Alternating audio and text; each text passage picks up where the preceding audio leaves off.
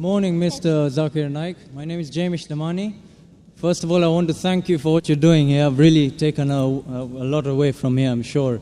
My question is on your point number 3. Actually, I have 3 questions, if you could be so kind. But on point number 3, first of all, I felt that it was very evasive, your answer. But what I'm going to ask you is very simple. When you talk about terrorism, when you talk about Islam, now this is a very simple, straightforward question. I hope I can get a straightforward answer. With what's happening in Pakistan, Iraq, Afghanistan, just to name a few, I'm not stereotyping, I hope no one takes offense. But when you hear on the news that a woman is cooking food for her kids and then a suicide bomber comes and kills them, I want to ask you a simple question. What is that? Is that Islam, or is that people who don't understand what Islam is and they have their own perception of Islam? And please, let me ask you one more thing. Can you give me an answer that is not in World War I or something there were more people that died, or this is all propaganda and these are Americans killing people and that's hear my answer and then you pass your comment, inshallah. Yeah, I want just that type of answer. Hear my answer, then you can pass your comment. Huh? The brother asked the question that years in Afghanistan and Pakistan, a woman cooking food, a suicide bomber comes and blows up and kills. As far as Islam, what the media is saying, forget about it. I'll give you ruling of Islam. Whether what the media says right or wrong. Quran says in Surah Ma'idah, chapter number 5, verse number 32, if anyone kills any other human being, unless it be for murder or for spreading corruption in the land, it is as though he has killed the whole of humanity. Any person kills any other human being, whether Muslim or non-Muslim, unless it be for murder or for spreading corruption in the land, it is as though he has killed the whole of humanity. And if any human being saves other human being, it is as though he has saved the whole nation. So according to the Quran, killing any single innocent human being is prohibited. If a suicide bomber comes and kills a woman who's cooking, she's innocent, it is 100% prohibited, whether done in Pakistan or Afghanistan or America or Dubai. Is the answer clear? Okay. 100% wrong. Whoever's doing it,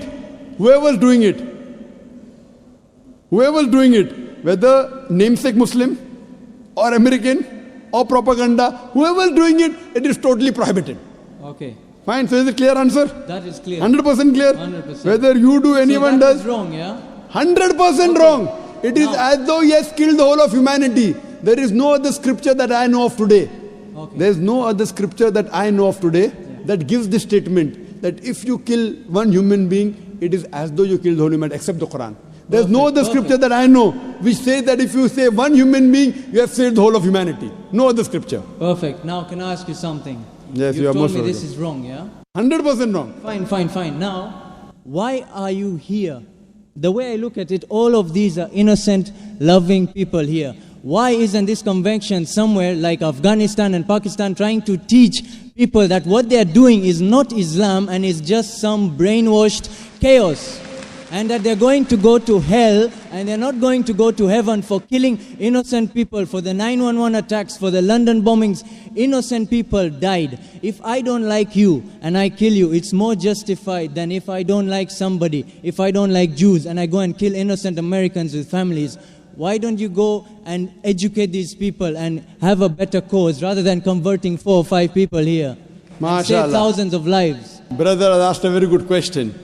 He is telling me, why don't I go to Pakistan, to Afghanistan and spread this message and prevent this? Brother, I go every day, even now I'm going there. I'm on the satellite. We have Peace TV reaching 100 million people. This is how much? That's what I wanted to hear. This is 20,000-30,000 people. The audience here will be 20,000-30,000 people, not more than that. You see the recording. Why do the recording? So that I can go to Pakistan, I can go to Afghanistan, I can go to even America. And my lectures on jihad and terrorism, the maximum viewership, it has got more than 100 million people. And it is meant for the full world. I'm giving here, it is being recorded, being telecast. The thing is, I cannot force anyone at the point of the sword accept my message. Can I force you? Am I forcing you? Yeah. Am I forcing you to accept my message? No, you're not forcing. How can I force the people of Pakistan? How can I force the people of Afghanistan? At the same time, I also tell the innocent people being killed, I agree with you. What's the numbers? You said, 4 or 5 people converting here. is better than telling that. My job is to deliver the message. فَذَكِّرْ إِنَّمَا أَنْتَ مُذَكِّرٌ. Mentioned in the Quran, Surah Ghashiyah, chapter 88, verse number 21-22. Our job is to deliver the message. We can't convert hearts. Allah told the Prophet, you are not the manager of affairs. It is Allah who gives the hidayah. I can talk. I cannot convert. It is Almighty God who converts. I can talk. Whether they understand or not in Pakistan, it is Almighty God. Coming to a basic question. According to me, you should see my cassette. Is terrorism Muslim monopoly? Is terrorism Muslim monopoly? If you see that cassette, your mind, your vision of terrorism will improve. Time does not permit me to give a talk here again. But I'll tell you for sure. According to me, the terrorists are mainly the politicians. It is they who create this. You go anywhere. You know in India, all the riots that took place, indirectly or directly, it's the politician. Babri Masjid. Why did Babri Masjid riot take place? Why? Because the politicians. Gujarat riot, politicians. What happened about 9/11? See my cassette. It was an inside job. According to 72 scientists of America, they say 9/11 cannot be done by 19 Arabs. It's impossible. It was inside job. 72 scientists of America, not Zakir Naik. Inside job. Who did it? George Bush. Okay, Afghanistan. Wait, let me complete my answer. Afghanistan. Thousands of people being killed. They are sending cluster bombs. Cowards there. Thousands of people. You are talking about suicide bomb? That is haram. I'm not condoning it, I'm condemning it. But the bigger thing to be condemned is the Americans sending their fighters in Afghanistan, killing thousands of people. In Iraq, killing thousands of people. Saddam Hussein. I'm not a fan of Saddam Hussein. He has done mistakes. The people of Iraq, they were fed up of Saddam Hussein. But after America came there, they are more fed up of the American than Saddam Hussein. That does not justify, just because Saddam Hussein was bad, that does not justify America to come and take over Iraq. Why are they doing it? For the money, for the oil. What is the main interest? Is the oil. Who created Taliban? When Russia came, the Americans supported the Afghans, created Taliban. Now they want to take over, they're fighting back. Who is the creation? Americans. The biggest terrorist, according to me, in this history, George Bush. Now he's no longer there. George Bush, number one. I'm with you on that. Sorry? I'm with you on that. You're with me on that. So I'm also going to America. I'm even going to America live and on satellite, giving the message to Americans. I was the first person that I know of in the public after 9/11 in Australia. I said, I'm a fundamentalist and I consider George Bush to be the biggest terrorist. It came at headlines.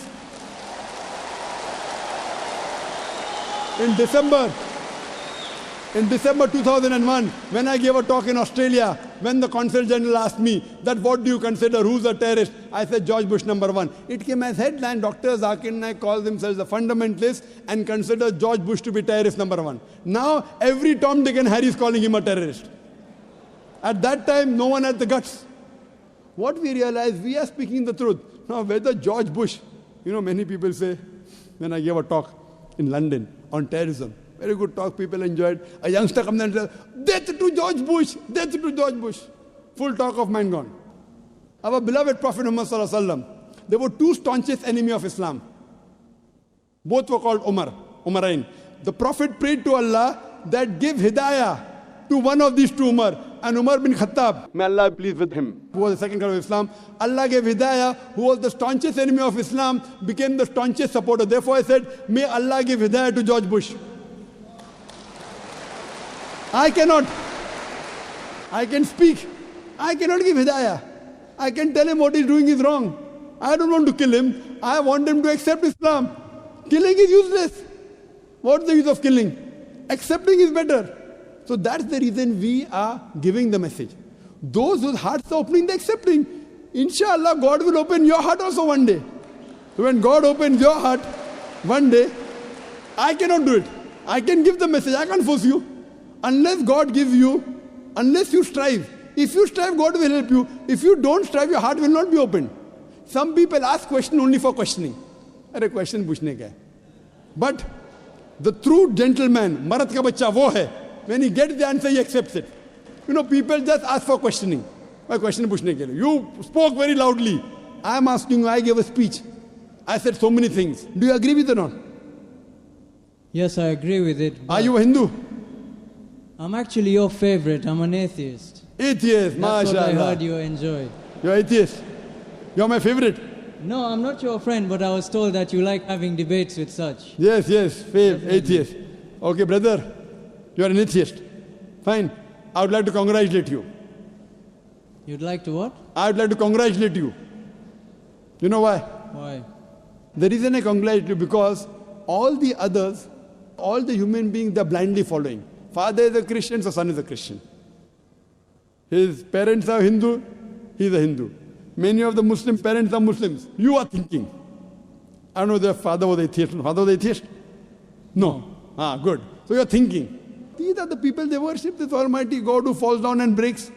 So you are thinking. And the reason I congratulate you is because you have said the first part of the Islamic Shahada, la ilaha, there is no God. You have already said half the kalma. But not the second part. They have said the full kalma. You are half Muslim now. Atheist means half kalma, you know, la ilaha. Only thing I have to do is illallah but Allah, which I shall do inshallah. I am congratulating you because you have agreed to the other people who believe in wrong gods. First I have to spend half my time in trying to convince them the God you are worshipping is wrong. You have already agreed there is no God. Only thing I have to do is prove to you about Allah, which I shall do inshallah. Brother, suppose there is equipment which is bought. Equipment is bought in front of you. No one in the world has ever seen. No human being has seen is bought in front of you. And if I ask you the question, who is the first person who will be able to tell you the mechanism of that equipment? I've heard this speech and it's the creator. It's the creator. So the creator of that equipment will be the first person who will be able to tell you the mechanism of that object.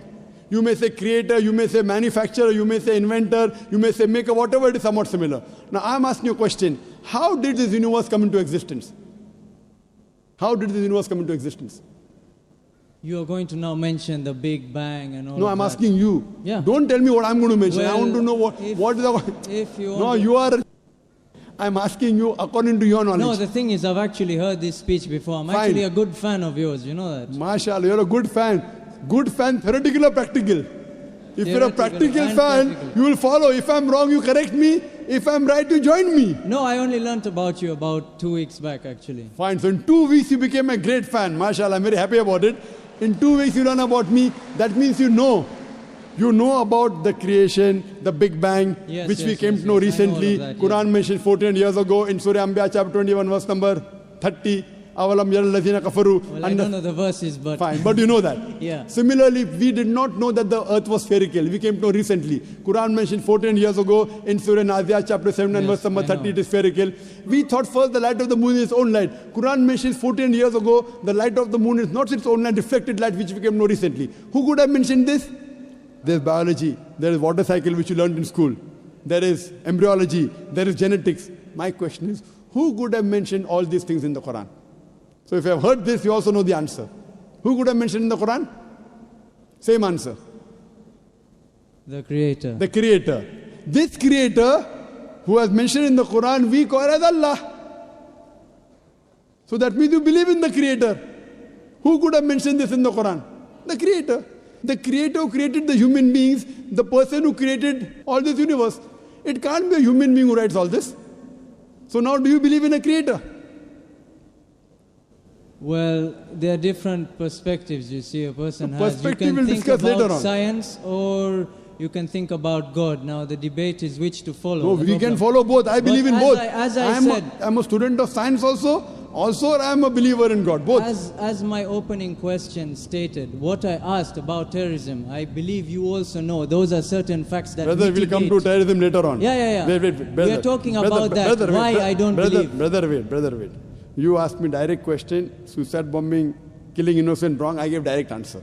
Now I am asking you a direct question, you give me a direct answer. You asked me, you are happy with my answer. No beating around the bush.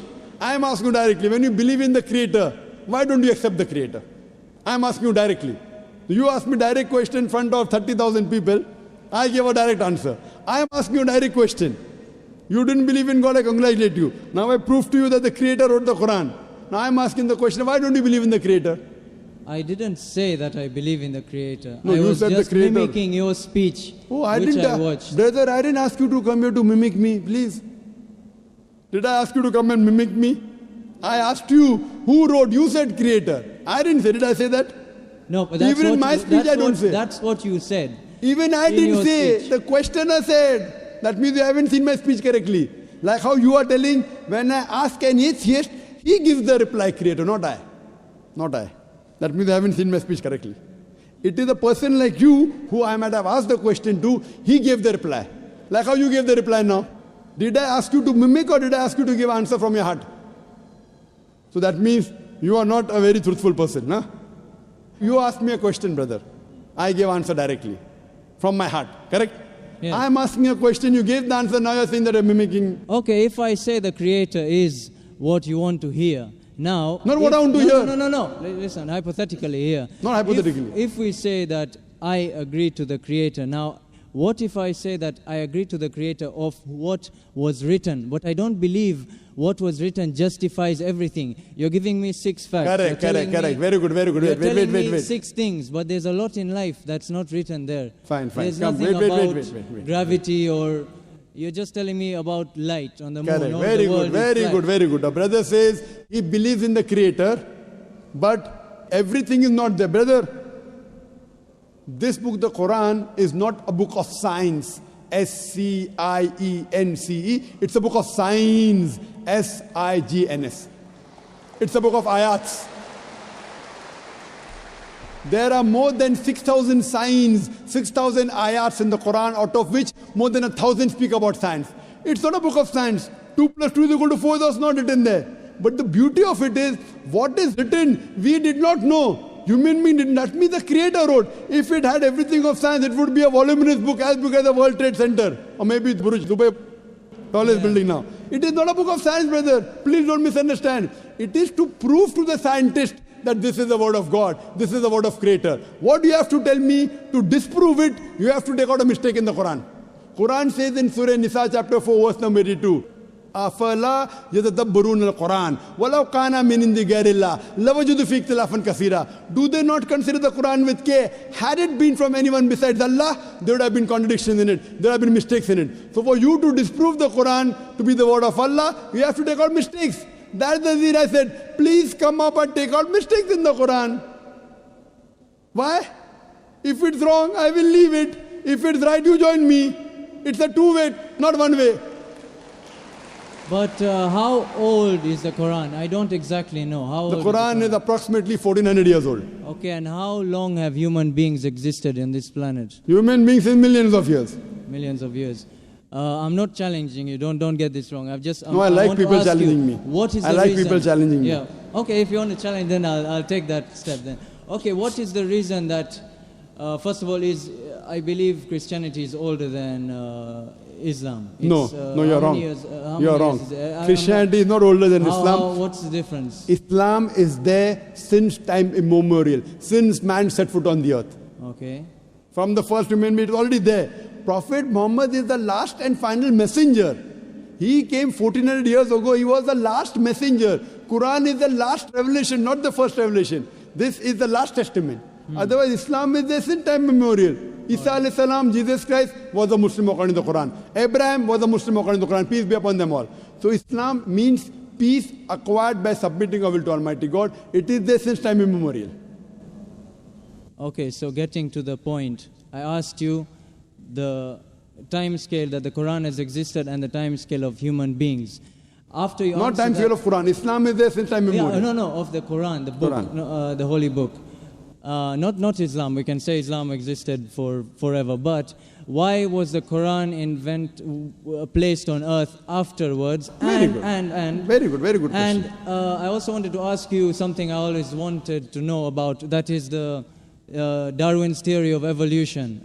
I know there's a lot of controversy on that, but why do you believe in evolution, or you believe man was placed directly? And the whole thing of apes, the science that has proved that human beings emanated from apes. Do you agree with that? Brother, that's two questions that science... 2 questions, sorry about that. No problem. 2 questions. Do you believe in Darwin's theory? Science has proved that human beings have been evaluated from ape? Do you believe that human beings are placed? And second question, why was Quran revealed 14 years back? Why not before? Two questions. Regarding a correction in your question. Science hasn't proved that human beings have been evolved from ape. It is Darwin's theory, not Darwin's fact. It's a theory. There is no book today. There is no book today on the face of the earth which says the fact of evolution. It's theory. The fact of the origin of human beings. No, it's theory. And for your information, Darwin himself said that there were missing links in his theory. If you read his book on the origin of species, he writes in this on a ship by the name of HMS Beagle. He goes to an island by the name of Calotropis, and there he sees birds were pecking in niches, in holes. Based on the holes they pecked, the beak of the birds became short and long. Based on that observation, he propounded the theory of natural selection. He wrote a letter to his friend Thomas Thompson in 1861 that I have no proof for my theory of evolution, but because it helps me in giving replies to embryology, to genetics, that's the reason I'm propounding. He had no proof on it. That's the reason in our school, to joke around, we used to say, if you were present at Darwin's time, Darwin would have been proved right. Trying to insinuate, I'm telling my colleague, he's an ape, he's a monkey. There were missing links. Furthermore, all the three stages today, science and advance, we have come to know that the first stage, the Australopithecus and the Iceman. The next stage that we have, Neanderthal man, Cro-Magnon. All these stages that we have today of the human being that we found, there's no link between them. Certain things what Darwin said, that life is evolved from water, I agree with it. Quran says that, Surah Anbiya chapter 21 verse number 30, وَجَعَلْنَا مِنَ الْمَاءِ كُلَّ شَيْءٍ hai. We have created every living thing from water, I believe in that. But saying that we have evolved from one species to the other is a hypothesis. According to molecular biologist Francis Crick, he said it is letting your imagination run too wild to say that we have been evolved from apes. If that was true, today we'll find someone in between man and human being. You only find in mythology. You don't find anywhere in the world a monkey man. Do you find? So what? Do you think evolution has stopped now? It is a hypothesis, and most of the scientists today disagree with it. There is only a small negligible percentage which yet believe in Darwin's theory. Majority of the scientists have already disproved Darwin's theory. I feel your knowledge of science is not up to date, brother. But Dr. Naik... Not but, wait. All right. You are asking me a question, I am replying. Then we have to give chance to others. You have already have 5-6 questions. No, Let's do justice. Just having fun, that's all. Sorry? I thought you were being entertained with having my fun? Besides entertaining you, I want to entertain the other non-Muslim brothers. If all non-Muslim get over, come back to you. So what we realize, Darwin's theory, brother, your knowledge on science is weak. We say Adam and Eve were the first human beings. That's what the Quran says. Furthermore, regarding your second question. Okay. I have to answer your question. Yeah. I have not answered second question, you want to put the third question. That means you are not listening to me, or you have forgotten you have asked two questions. No, I've asked you the first one. That means you are a good questioner, huh? Now you ask me the question, why was Quran revealed 1400 years back? Why not before? My son, he wants to become a doctor. He's telling me, Father, Abba, why do you put me in school and college? Why don't you put me in medical college directly? I said, son, first go to nursery, then go to primary, then go to secondary school, then go to college, then go to medical college.